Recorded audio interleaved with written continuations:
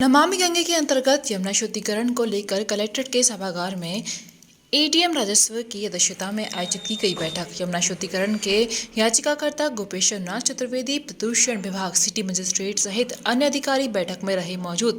यमुना में गिर रहे नाले और एसटीपी प्लांटों को लेकर की गई चर्चा। वहीं इस संबंध में और अधिक जानकारी देते हुए एडीएम फाइनेंस योगानंद पांडे द्वारा बताया गया कि मथुरा में इस समय 4 एसटीपी प्लांटों का निर्माण कराया जा रहा है और इनका कार्य नवंबर तक पूरा हो जाएगा। वहीं एडीएम फाइनेंस द्वारा ये भी बताया गया कि कोसी कला में ड्रेन है जिसमें गंदा पानी आ रहा है, उसको भी दिखाने के लिए सिंचाई विभाग को निर्देशित कर दिया गया है।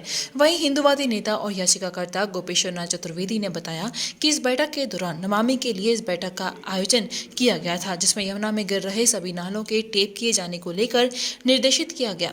तो वहीं उन्होंने बताया कि शासन के निर्देश के बावजूद भी अभी भी कई फैक्ट्रियों का संचालन हो रहा है, जिसका गंदा पानी सीधे तौर पर यमुना में गिर रहा है। इन्हें भी बंद कराए जाने के लिए उनके द्वारा आवाज उठाई गई। तो वहीं उन्होंने बताया कि अवैध कटान और मीट बिक्री पर भी उन्होंने प्रशासनिक अधिकारियों का ध्यान केंद्रित किया है।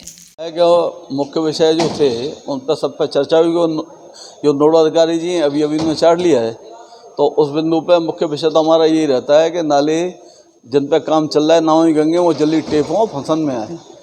उसमें एक महत्वपूर्ण जो बिंदु था कि 4 नाले ऐसे थे, 3 मथुरा के और एक वृंदावन का कोसी डैम जो अभी तक टेप नहीं हुआ था, न वो प्लान में था।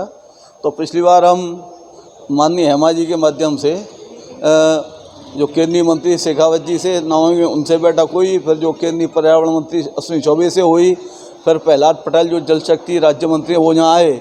तो अब कुल मिला के हुआ कि उसकी डीपीआर के लिए आदेश हो गए हैं और वह उनके लिए फंड होकर के जो हमारे शेष नाले रह गए हैं उन पर ही काम चालू हो जाएगा। तो उम्मीद करेंगे मथुरा नाम में गंदा पानी नहीं जाएगा। दूसरा विषय है कि इंडस्ट्री आज भी अवैध रूप से जो है बाहर रही हैं, तो पॉल्यूशन कंट्रोल बोर्ड को आदेश सख्त किए गए और सिटी मिनिस्टर ने कहा मुझे लिस्ट दीजिए, हमारी मदद लीजिए, क्यों अवैध चल रही हैं, क्यों केमिकल आ रहा है। तीसरा, अब चूँकि अब तो तीसरा और घोषित हो गया, तो जिन क्षेत्रों में जो है आज भी अवैध कटान हो रहा है या मुर्गे वगैरह के जो हो रही है, तो उन पर भी कहा कि भाई कड़ाई ICO सिटी भी थे और SP सिटी साहब थोड़ी देर को आए थे कि कड़ाई से वो रुकना चाहिए।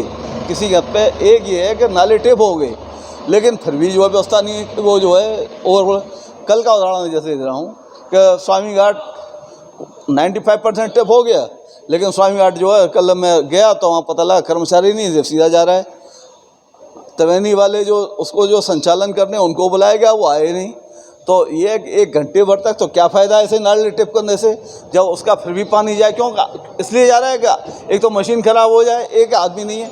तो ये जो बिंदु थे इन पर बहुत विस्तार से चर्चा हुई है और ये है कि प्रभावी रूप से उनका निस्तारण हो, जिससे ये यमुना जी हमारी पूर्णतः शुद्ध हो सके। यमुना प्रदूषण को लेकर तो क्या इस बैठक में रहा और यमुना शुद्धिकरण को क्या देखिए, नमामि गंगे प्रोजेक्ट के तहत हमारे यहाँ और इसके पहले भी जब नमामि गंगे प्रोजेक्ट नहीं था उसके पहले से ही यमुना में जो भी नाले के पानी जाते थे उसके शुद्धिकरण के लिए ETP जितने भी लगे थे उसके संचालन के बारे में और अन्य जो भी इस तरह की गतिविधियाँ थी उसके बारे में आज विस्तार से चर्चा हुई है, जिसमें हमारे प्रदूषण कंट्रोल बोर्ड के, हमारे सिंचाई विभाग के, जल निगम के, विद्युत के सारे अधिकारी यहाँ पर मौजूद थे।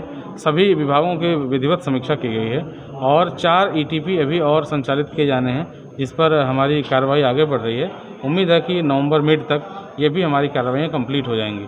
साथ ही साथ एक जो कोसी ड्रेन है और जो छाता से एक ड्रेन आती है उसमें कुछ इस तरह की समस्या थी कि कुछ गंदा पानी इसमें मिल रहा है, तो उसके बारे में भी पृथक से हम लोगों ने वार्ता करी है सिंचाई विभाग, जल निगम और प्रदूषण नियंत्रण बोर्ड से। बहुत जल्दी ही इस समस्या का भी समाधान कर लिया जाएगा। सर, ऊर्जा मंत्री ने कहा 31 अक्टूबर तक सभी नाले टेप कर दिए जाएंगे, लेकिन अभी बदस्तूर जारी है नालों को। नहीं, 31 अक्टूबर तक कार्य चल रहा है हमारा। उम्मीद करते हैं कि 31 अक्टूबर तक ये कार्य पूरी तरह से पूर्ण हो जाएंगे, क्योंकि मात्र 4 बचे थे, वो भी काम बहुत तेज़ी से चल रहा है और पूरी होने की उम्मीद है 31 अक्टूबर से पहले। जल निगम तो बोल रहे हैं दिसंबर तक कार्य होगा। नहीं, कार्य होने की बात नहीं, उन्होंने टैप होने की बात अक्टूबर तक ही करी है। उन्होंने फुल फंक्शनिंग की बात कही है कि नवंबर दिसंबर तक ये पूर्ण रूप से अपने पूरी क्षमता के साथ संचालित हो जाएंगे, इसकी बात कही है। पूर्ण होने की बात उन्होंने अक्टूबर तक ही करी। सर, जो फैक्ट्रियों का पानी जा रहा है उसको रोकने की कोई कार्रवाई? जी हाँ, उसके लिए ETP लगा रही है और सारी फैक्ट्रियाँ, जैसा कि हमारे प्रदूषण नियंत्रण बोर्ड के जो हमारे RO हैं उन्होंने बताया है कि इसमें जो है सभी जगह ETP लग गए हैं, लेकिन वो जो 70% का पानी का स्वयं का यूज़ के लिए फॉलो जो नाम थे उसकी फॉलो नहीं हो पा रहा था, उसे अब फॉलो कराया जा रहा है। हमने इसके लिए कमेटी भी गठन करने का निर्देश दिया है कि जहाँ जहाँ जिन जिन कंपनियों से पानी निकलता है फैक्ट्रियों से उनका ETP मशीन की कमेटी बना के चेक करें कि क्या वह पूरी क्षमता से सही से कार्य कर रही हैं कि नहीं कर रही हैं। इसके बारे में कमेटी का मैंने गठन करने का निर्देश दिया है। वधू सूट और साड़ी एक ऐसा शोरूम जहां मिलते हैं आपको बेहतरीन डिजाइनर कपड़े जो चर्चित हैं। अपने डिजाइनर सूट और साड़ी के लिए मथुरा शहर में शीघ्र पधारे। वधू सूट साड़ी और किड्स वियर कृष्णा नगर मंडी चौराहा मथुरा।